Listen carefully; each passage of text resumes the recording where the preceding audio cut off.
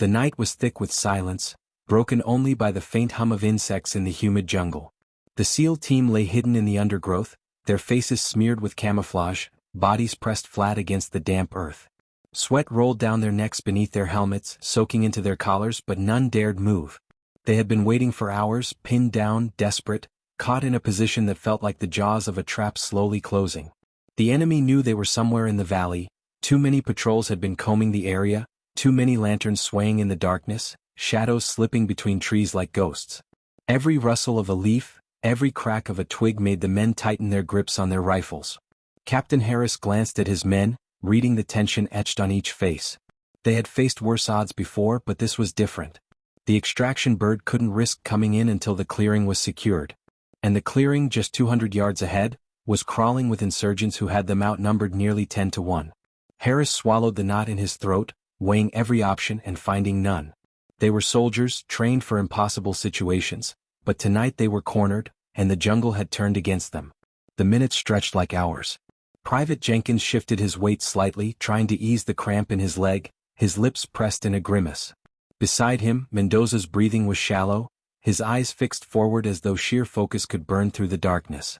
"Sir," Mendoza whispered finally, his voice so low it was almost lost to the night, "they're tightening the circle. Another 5 minutes, maybe 10, and they'll flush us out." Harris gave the slightest nod. He knew. He had been tracking the lanterns too, the way the enemy patrols were moving inward like wolves drawing closer to a wounded prey. His radio was dead quiet. The static had long ago been drowned by the hiss of interference. Somewhere, someone was jamming their signals, cutting them off from the outside. They were blind, cut off, and running out of time. He clenched his jaw and forced himself to steady his breathing. Fear wasn't new to him, but he knew what happened if fear gripped his men. Desperation made soldiers sloppy, and sloppy men didn't survive nights like this. And then, as though the night itself had exhaled, a whisper came. It wasn't through the radio. It wasn't from any of his men. It was a sound carried on the wind, soft yet sharp, like steel drawn against stone. "Hold your ground," it said. Every man froze. Harris felt the hairs rise on the back of his neck. He turned his head slowly, scanning the darkness, trying to place the voice. It had come from the tree-line to their left, faint but deliberate, as if spoken just for them. "What the hell?" Jenkins began, but Mendoza silenced him with a quick shake of his head. The whisper came again, closer this time, precise. "Wait for my shot." Harris's pulse pounded in his ears. An ally? A hallucination born of exhaustion? No one knew. But then, a heartbeat later, the night cracked with the sudden hiss of a suppressed rifle. The lantern nearest the enemy line shattered into darkness, glass raining silently into the grass. Before the soldiers could react, another shot rang out, and one of the insurgents crumpled without a sound. The jungle erupted in chaos. Shouts tore through the night, rifles swung wildly, shadows danced in panic. Harris didn't hesitate. He knew opportunity when it came, even cloaked in mystery. "Move!" he barked, and his team sprang from the dirt like unleashed predators.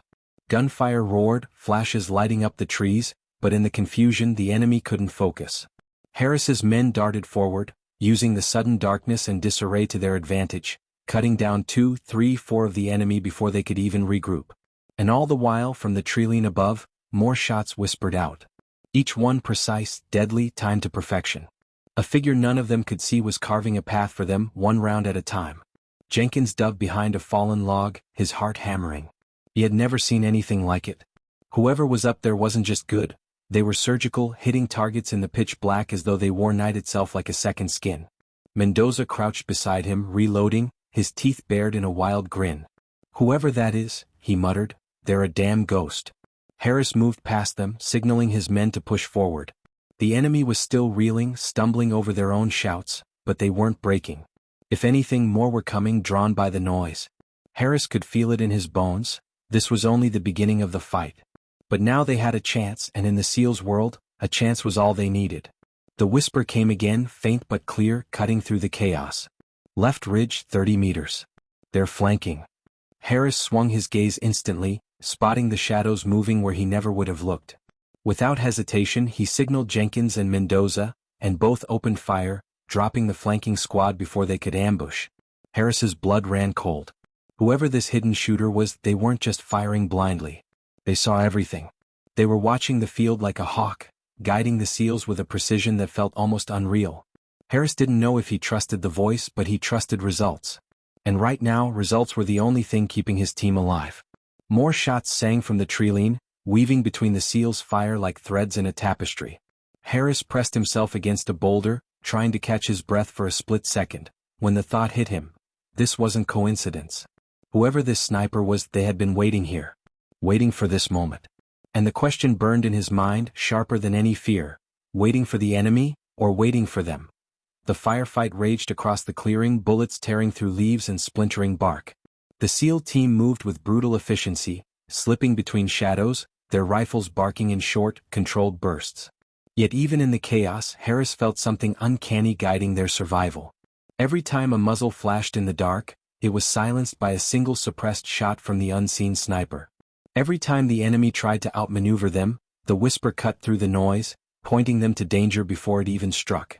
Harris's training told him not to trust voices he didn't know, but in this hellscape, trust wasn't a choice, it was survival. He signaled his men forward, weaving closer to the clearing where the extraction bird was supposed to land, but the closer they got, the thicker the resistance became. Lanterns flared in the distance as more enemy reinforcements poured in, their shouts echoing through the valley. It was no longer just a skirmish. The insurgents were closing the jaws of the trap completely. Jenkins hit the ground as rounds whipped over his head, dirt spraying into his eyes. He cursed, wiping his face and firing back blindly toward the muzzle flashes. Mendoza dragged him behind cover, his rifle crackling, his face locked in grim determination. "They're not backing down," Mendoza growled. "They know we're stuck." Harris joined them, slamming a fresh magazine into his weapon, his mind racing. They had maybe 15 minutes before ammunition started running dry. 15 minutes before the enemy would overwhelm them with sheer numbers.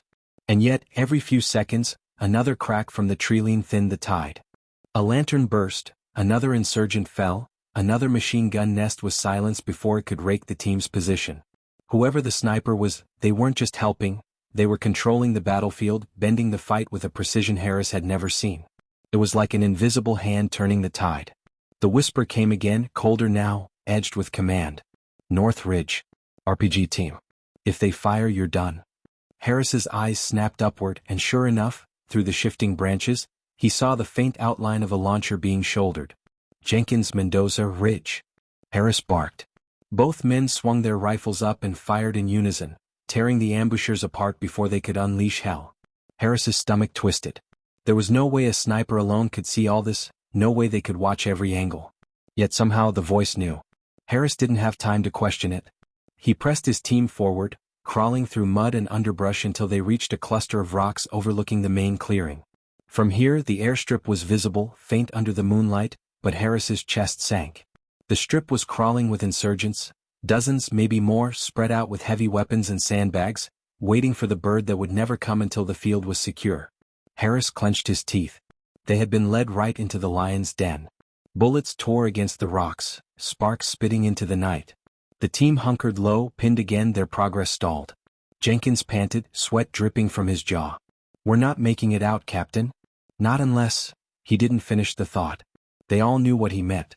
Harris wanted to curse, but before he could, the sniper's voice cut across the noise, low and steady. "Hold. 30 seconds." The words were not a plea. They were a promise. Harris's instinct screamed at him to keep moving, to act, to fight. But something deeper, something primal, urged him to wait. And so he did. He raised his fist, signaling his men to hold, even as confusion crossed their faces. 30 seconds stretched forever. Then from the ridge, thunder erupted. It wasn't one rifle. It was 3, maybe 4, all suppressed, firing in perfect unison. The airstrip lit up with chaos. Insurgents fell in waves, their positions shredded as though an invisible blade was slicing through their defenses. Harris's team rose with the chaos, unleashing their fire on the disoriented enemy. Jenkins hooped, his shots finding targets with uncanny ease. Mendoza pushed forward, cutting down a machine gunner before he could turn the tide. The sniper fire never stopped, never faltered, weaving with the SEALs' assault until the airstrip was no longer an impregnable fortress but a graveyard. Harris felt his chest tighten. This wasn't chance. This was orchestration. Someone had planned for this. Someone had been waiting for this moment all along. They cleared the last barricade, the bodies of their enemies littering the field. The jungle was quiet again, save for the ragged breathing of Harris's men. Smoke curled lazily from spent rifles. The SEAL team regrouped at the edge of the strip, scanning the treeline where the shots had come from. But there was nothing, no movement, no silhouette, no sign of the phantom sniper who had saved them. Jenkins spat into the dirt, shaking his head. "That wasn't human," he muttered. "No one shoots like that. No one sees like that." Mendoza wiped blood from his sleeve, his jaw set tight. "I don't care if it was a ghost," he said. "We'd be dead without them." Harris remained silent, his eyes locked on the trees. The whisper had guided them, but for what purpose? To save them, or to lead them into something far worse? The quiet didn't last. From the far end of the strip, headlights pierced the dark. A convoy of trucks rolled in, their engines growling, their beds filled with more insurgents. Harris cursed under his breath. They had barely cleared the field, and already the enemy was reinforcing. The bird wasn't coming, not into this. They were still trapped. His men braced, exhaustion painted across their faces, weapons raised for what could be their last stand. And then the whisper came again, firm, unwavering. "South Ridge. Path open. Move now." Harris didn't hesitate. He trusted the voice. He had no choice. "Move," he barked, and the team surged toward the South Ridge, sprinting through mud and smoke as gunfire erupted behind them. They didn't look back. They ran, hearts pounding, lungs burning, driven by nothing but faith in a voice that came from nowhere. The ridge was steep, the climb brutal, but the promise was true. No enemy waited. No trap sprung. The path was clear, hidden in the jungle's folds where no one would think to look. Harris pulled his men up one by one, forcing his aching legs to keep moving, until at last they collapsed in a hollow beneath the ridge, shielded from sight. Their chests heaved, their muscles trembled, but they were alive. Harris pressed his back to the rock, gripping his rifle tight, his mind spinning. The sniper had saved them again, pulling them from certain death. But why? And where were they now? Harris scanned the trees above, his eyes searching for even the faintest flicker of movement. Nothing. Only the night, vast and silent, as though it held its secrets tight. The SEALs were alive, but Harris knew this was far from over. Whoever that hidden Avenger was, they hadn't just changed the battle. They had changed everything. The jungle was still, but the silence no longer felt like a reprieve. It was heavy, watchful, as though the trees themselves were holding their breath. The SEAL team huddled in the hollow beneath the ridge, their weapons laid across their knees, every man slick with sweat and exhaustion. Jenkins leaned back against the stone, eyes wide and unfocused, muttering under his breath. Mendoza checked his magazines methodically, though Harris could see the tremor in his hands.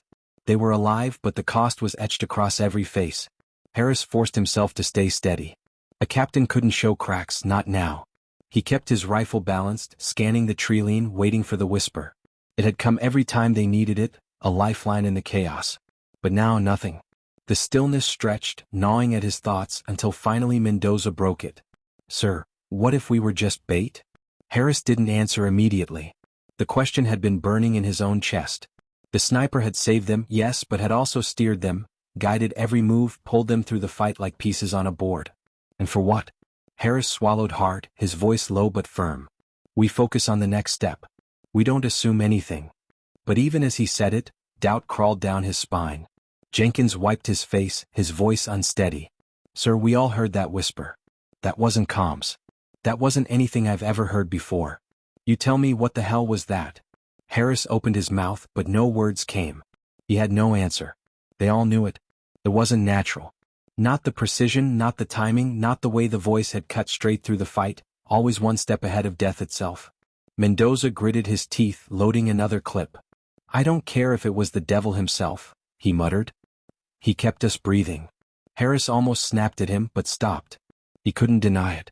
They had survived only because of that unseen hand. Yet survival had come at a cost. Their mission was shattered, their extraction compromised, their location burned. They were no longer predators in the jungle, they were prey hunted by an enemy that outnumbered them tenfold. The sniper's help had bought them time, nothing more. Harris clenched his fists.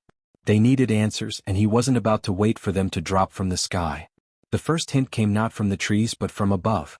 A shadow shifted on the ridge, barely perceptible against the starless sky. Harris's instincts screamed, and his rifle snapped up. "Hold," came the whisper, calm, commanding. His finger froze on the trigger. The figure emerged slowly from the canopy, draped in mottled camouflage that seemed to swallow the light. The sniper. A hood concealed their face, goggles glinting faintly, rifles slung across their back. Harris's men stiffened, weapons trained, but the sniper didn't flinch. Instead, they raised a single gloved hand, palm open, and lowered it in a gesture of peace. "If I wanted you dead," the voice rasped, distorted, mechanical, "you'd already be buried." The SEALs exchanged uneasy glances. Jenkins's mouth tightened. Hell of an introduction. Mendoza's rifle didn't waver. "Start talking. Who the hell are you?" The sniper tilted their head slightly, then crouched at the edge of the hollow. The movement was fluid, calculated, a predator folding into stillness. "Names don't matter. Survival does. You're not out yet. More are coming." Harris's eyes narrowed. "Why help us?" The sniper's mask turned toward him, unreadable. "Because they're not after you. They're after me." The words hit like a thunderclap. For a moment no one spoke. Then Jenkins barked a laugh, sharp and hollow. "You mean to tell me we just fought half an army because they're chasing you?" The sniper didn't move. "They'll burn this jungle to the ground if it means taking me alive. You just got caught in the fire." Mendoza swore under his breath, shoving his rifle against his shoulder. "That's supposed to make us feel better?" Harris stepped forward, his gaze locked on the figure. "If they want you so bad, why drag us into it?" The sniper's head cocked slightly. "I didn't. You walked straight into their net. I cut you loose. Now we're tied together whether you like it or not." The truth of it stung. Harris hated it. But the more he thought, the clearer it became. Their mission was over. Command was blind to them. The only reason they weren't corpses was this ghost in the trees. Harris forced the words out. "Fine. Then what's your play?" The sniper rose slowly, scanning the jungle with that same uncanny stillness. "There's a cave 2 clicks east. Underground river. Hidden from their drones. If you want to live long enough for another extraction window, that's where we go." Harris's gut twisted. Trusting a stranger went against every fiber of his training. But dying in a hollow while an army closed in wasn't an option either. He gave a short nod. "Lead the way." The march was brutal. The jungle clawed at their gear, roots snagged their boots, every shadow felt like an ambush waiting to strike. The sniper moved like water, silent, weaving ahead, every step deliberate. Harris followed close, his men trailing in tense silence. Jenkins muttered curses under his breath, the paranoia gnawing at him with every step. Mendoza kept glancing back, certain they were being tailed. And maybe they were. The jungle seemed to close tighter the deeper they went, the air growing heavier, the silence unnatural. Harris couldn't shake the feeling of being watched, not just by the enemy but by the forest itself. After an hour, his patience frayed. "Who are you really?" he hissed at the sniper. The figure didn't look back. "Someone who's seen too many good men die because they trusted the wrong orders." The answer was sharp, bitter, but final. Harris pressed for more, but the sniper moved faster, slipping into the brush like smoke. They had no choice but to keep up. The cave was exactly where the sniper had promised. Hidden beneath a jagged overhang veiled by vines, it was nearly invisible unless you knew where to look. The team slipped inside, weapons ready, nerves raw. Cool air washed over them, the sound of rushing water echoing faintly from the depths. For the first time in hours they had shelter. Harris ordered his men to rest, though rest was impossible. They sat in uneasy silence, the weight of the night pressing down. The sniper stood at the entrance, unmoving, watching the darkness beyond. Jenkins couldn't take it anymore. "You saved us, yeah. But why? Really why? People don't risk their lives for strangers." The sniper finally turned, the goggles catching the faint light. "I didn't save you," the voice said flatly. "I saved what you know. You were sent here for a reason. Same reason I was. And if we don't stop them, none of us will leave this jungle alive." Harris's stomach clenched. There it was, the truth he hadn't wanted to face. This wasn't just survival anymore. It was something bigger.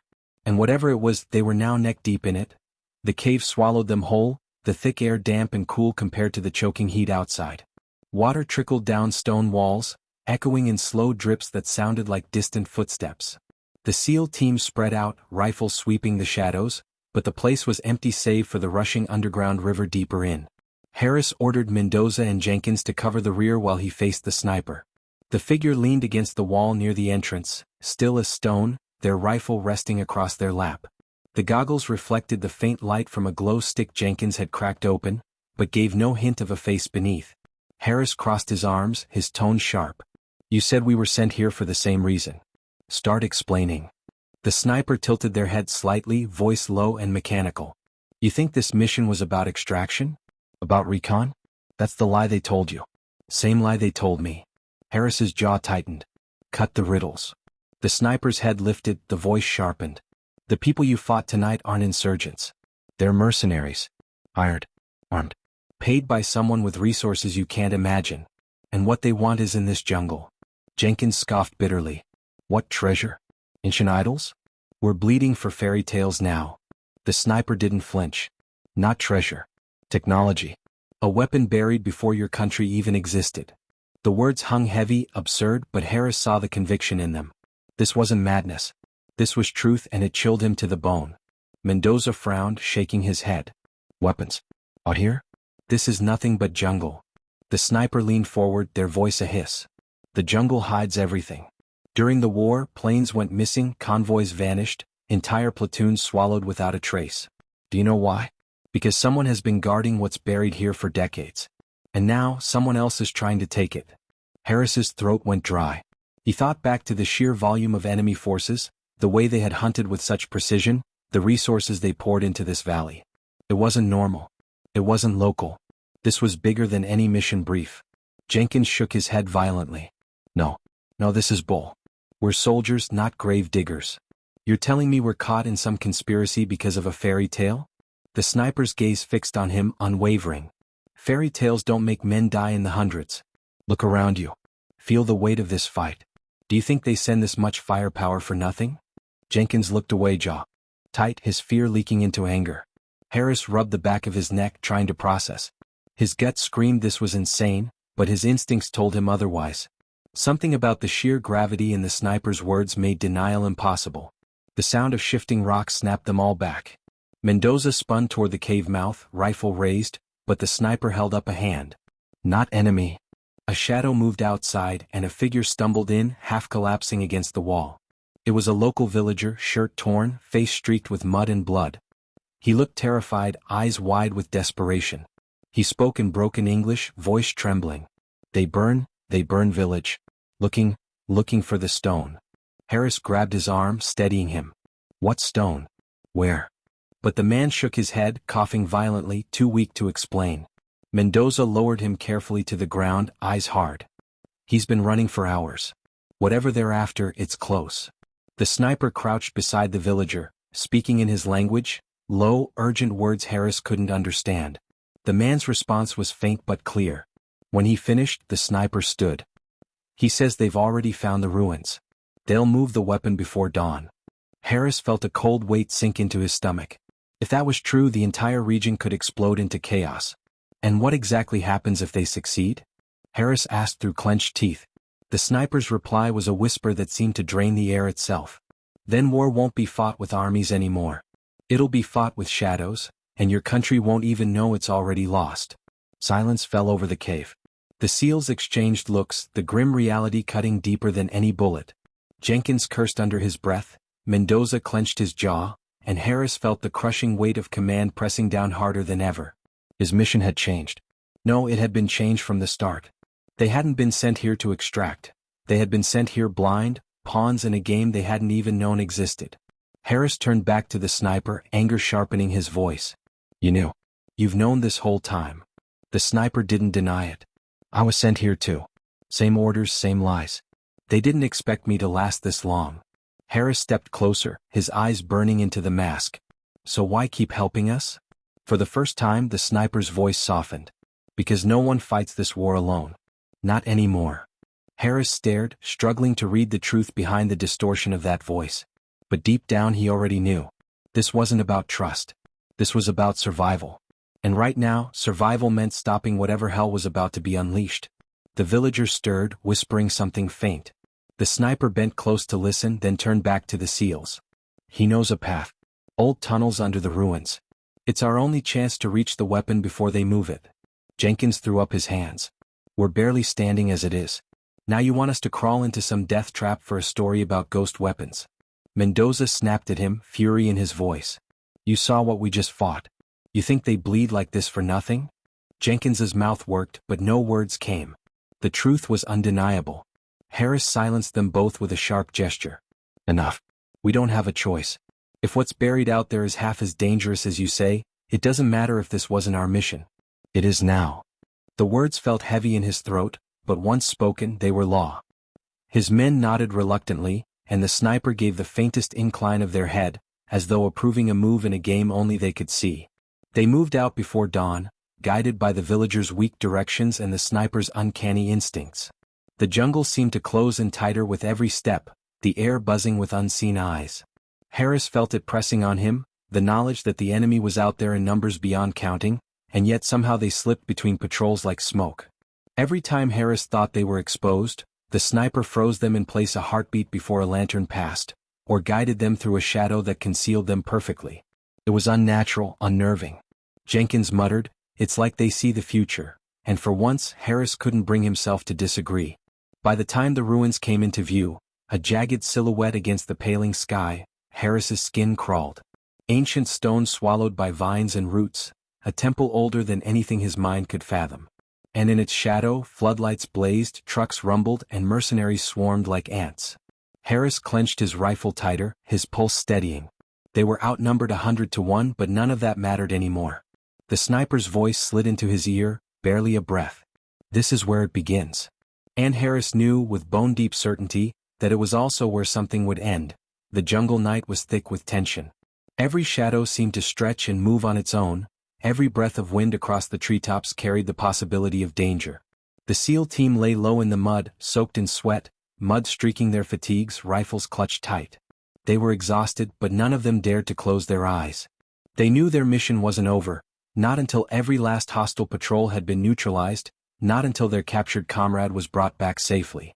And now, with the mysterious sniper, this hidden Avenger, somehow on their side, hope flickered in their hearts again. But hope in the jungle was fragile. Captain Rains pressed his back against the thick roots of a tree, listening to the faint clicks of the enemy's radios in the distance. They were regrouping. The ambush earlier had rattled them, but not broken them. That much was clear. "They'll be back," Rains muttered under his breath. Beside him, Rodriguez adjusted his rifle's scope. "Yeah, but now we've got a ghost watching over us," he whispered, nodding toward the treeline where, earlier, a single shot had saved their lives. But the sniper hadn't revealed himself since then. Just one clean kill, then silence, like smoke slipping through the trees. It was unnerving. The SEALs were trained to rely only on themselves, to never count on miracles. Yet in this place, with overwhelming odds and a hostile force closing in, they found themselves clinging to the thought that someone unseen, was out there picking their enemies apart. Suddenly, a faint whistle cut through the night. Not the sound of an animal, not the rustle of leaves, but a human signal. Every man froze, rifles lifted, eyes straining through the dark. And then a whisper. From the trees. Calm, deliberate. "Move east. Riverbed. Now." The voice was low, steady, and close enough that it could have been no more than 10 feet away. Yet no figure appeared, no glint of a scope or silhouette in the moonlight. Just the voice, melting back into the forest as if the earth itself had spoken. For a heartbeat, nobody moved. Then Captain Rains gave a sharp nod. "You heard him. Move." The SEALs slipped into motion, fanning out in practiced formation.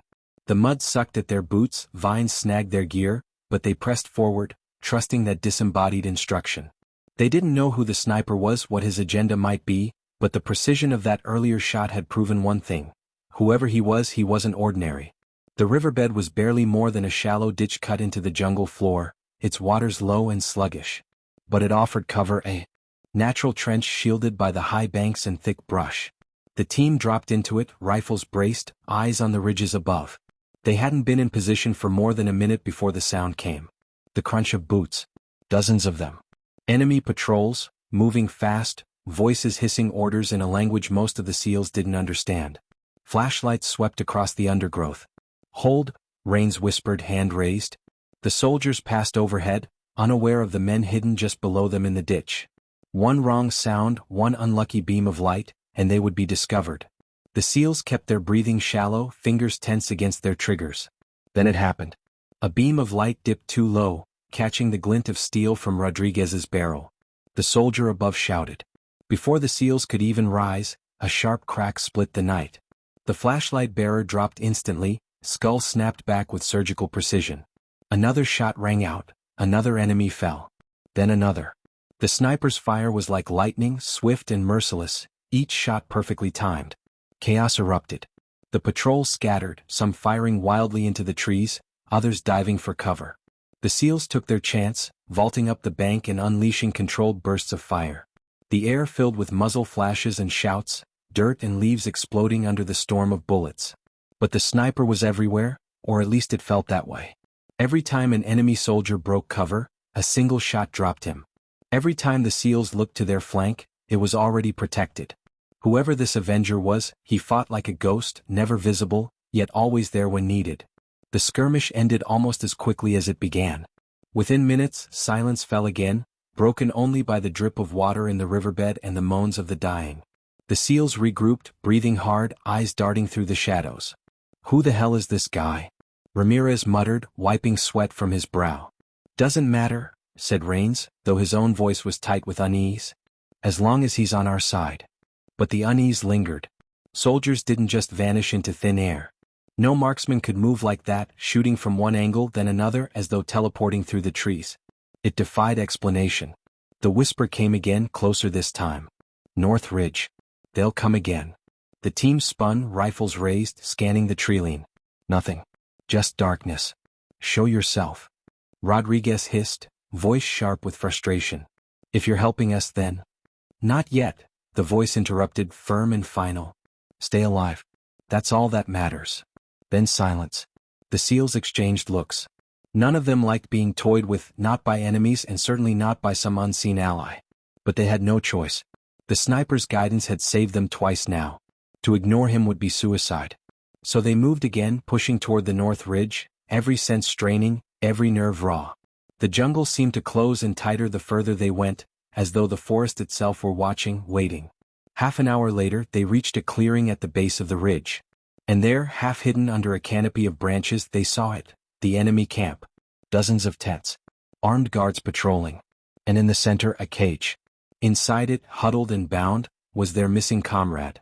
The sight hit them like a punch to the gut. Relief surged, but so did fear. The camp was too well guarded for a direct assault. Even with their training, even with surprise, they'd be slaughtered before they could reach the cage.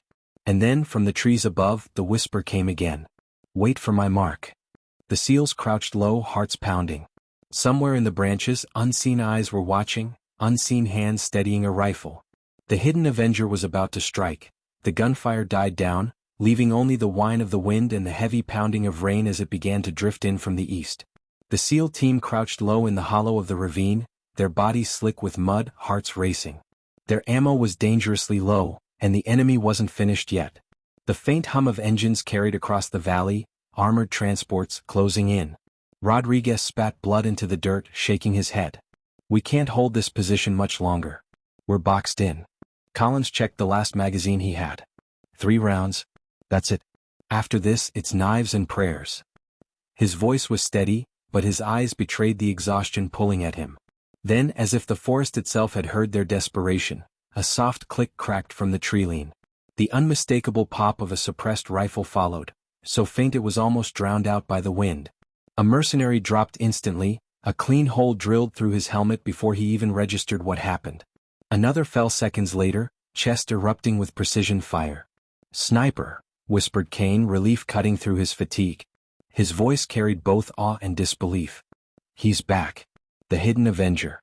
The unseen guardian had haunted the shadows for days, striking when least expected, never revealing more than a whisper of his presence. The mercenaries feared him. Every man in their ranks knew that the woods were his domain, and that no amount of armor or numbers could shield them once he had marked them. 3 more shots cracked. 3 more enemies fell in swift succession. Panic rippled through the mercenary line. They broke formation, scattering, scanning the treeline with wild eyes. The Avenger made them bleed without ever being seen, a ghost made of thunder and steel. The SEALs pressed tighter into the ravine, their faith rekindled. "We move now," Kane ordered, sensing the narrow window opening. "The snipers clearing us a path." They scrambled up the muddy slope, keeping low as bodies dropped on the ridge above. Every shot bought them seconds, every strike forced the enemy further back. Kane pulled Collins to his feet, shouting over the rain, "Stay close. Move like your lives depend on it, because they do."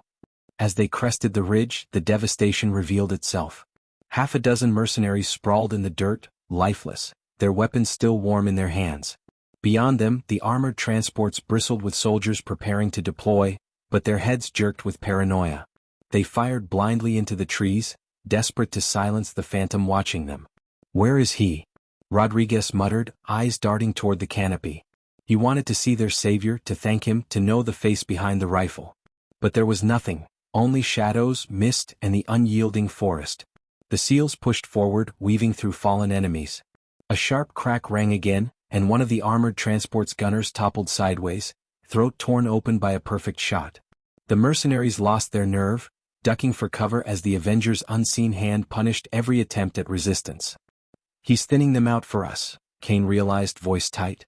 "He wants us moving to the outpost. He's leading us."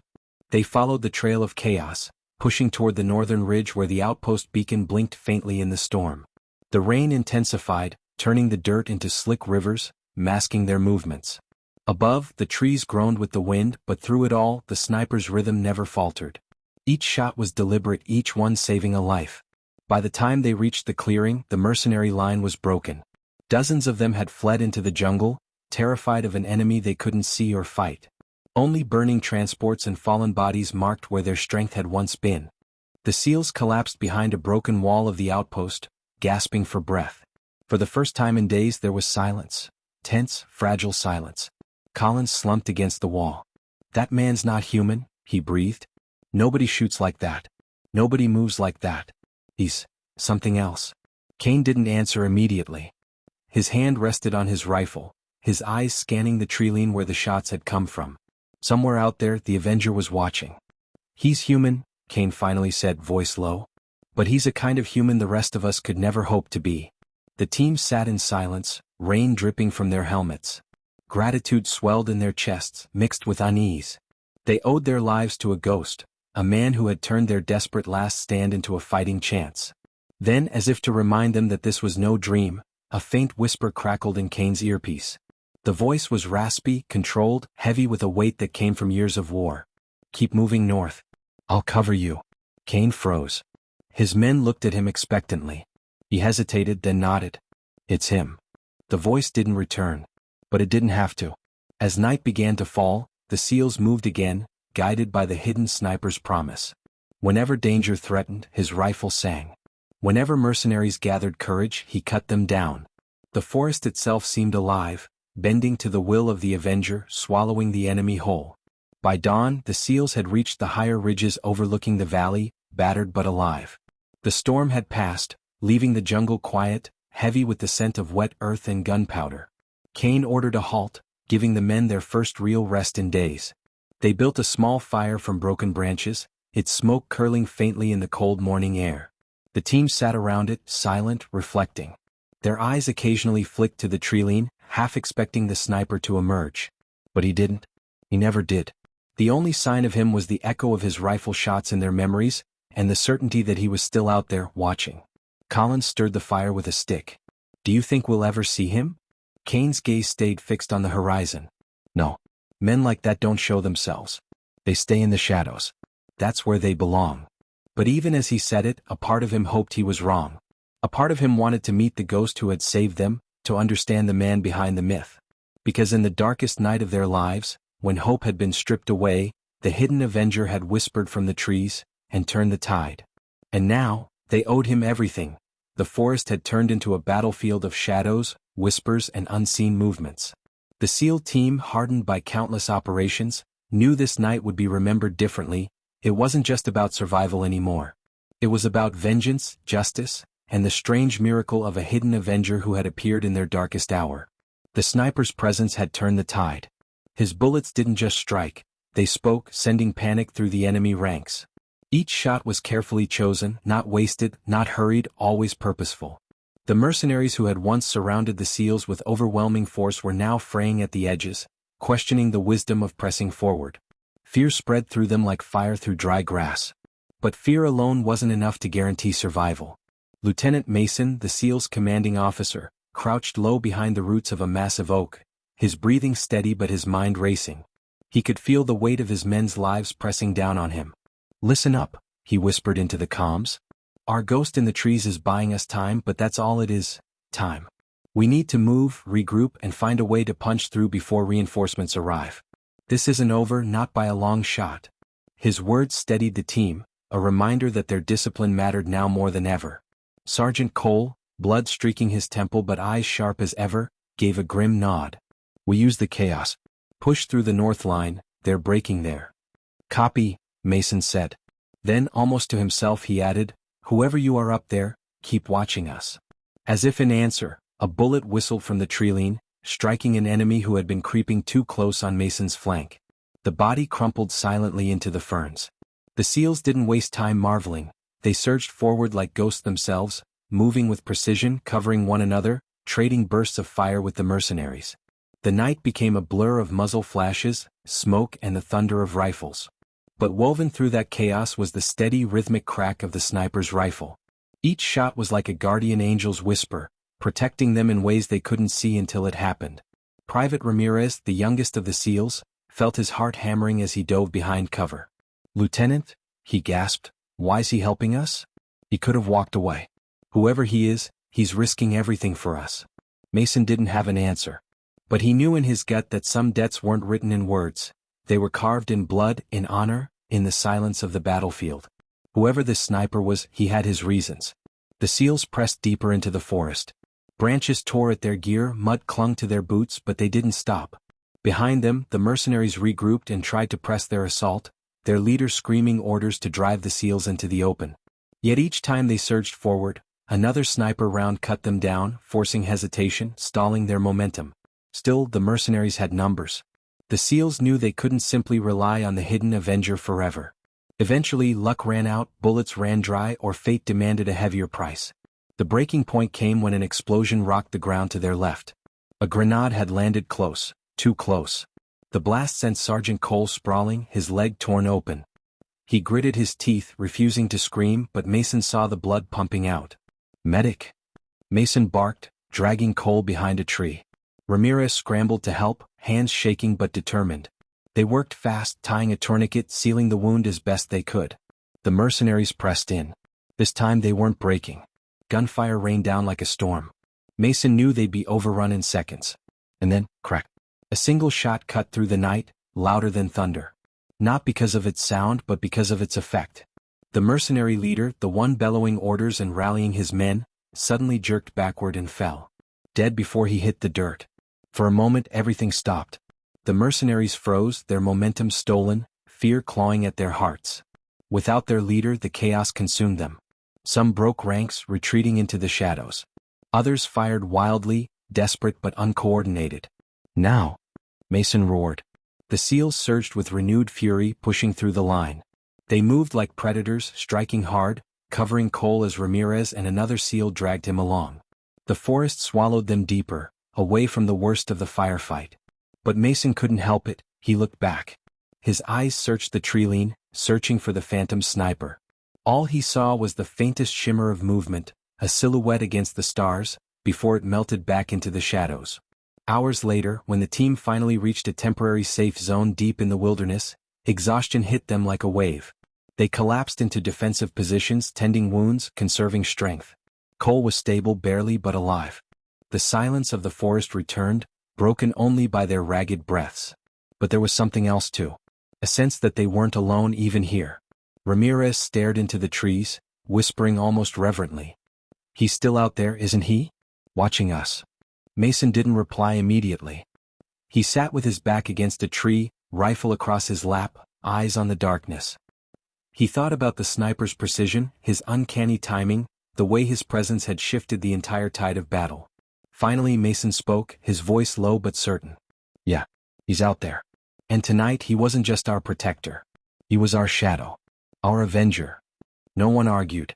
No one dared to. Above them the wind stirred the branches. And somewhere unseen, a figure lay prone in the treetops, rifle cradled, eyes scanning the horizon. He didn't need thanks. He didn't need recognition. The war wasn't over and neither was his watch. The SEALs slept lightly, knowing that in the vast darkness of the forest, justice still whispered from the barrel of a hidden rifle. The jungle seemed to exhale as dawn began to break, a pale gray light filtering through the canopy. The SEAL team, battered but unbroken, crouched in the clearing where the final confrontation had played out. Smoke drifted upward from the shattered camp, carrying the acrid stench of spent gunpowder and burned metal. Around them, the forest was eerily quiet, as though even the birds were waiting to see if the fight was truly finished. Chief Daniel stood tall despite the blood caked on his arm and the exhaustion weighing on his frame. His eyes scanned the treeline with the vigilance of a man who knew danger never truly disappeared. Beside him, Torres tightened the strap on his gear, while Murphy and Jackson checked their weapons one last time. They were alive. Against the odds, against betrayal and the numbers stacked against them, they were alive. And they weren't alone. From the shadows of the trees, the Avenger emerged. His rifle was slung across his shoulder, his face streaked with dirt and sweat, his eyes calm but distant. He had fought alongside them with deadly precision, his shots cutting down enemies before they had even realized death had found them. Yet now, as the chaos ebbed, he seemed less like a soldier and more like a ghost who had momentarily chosen to linger among the living. Daniels approached him slowly. "You saved us. Without you, this wouldn't have been possible." The Avenger gave no reply at first.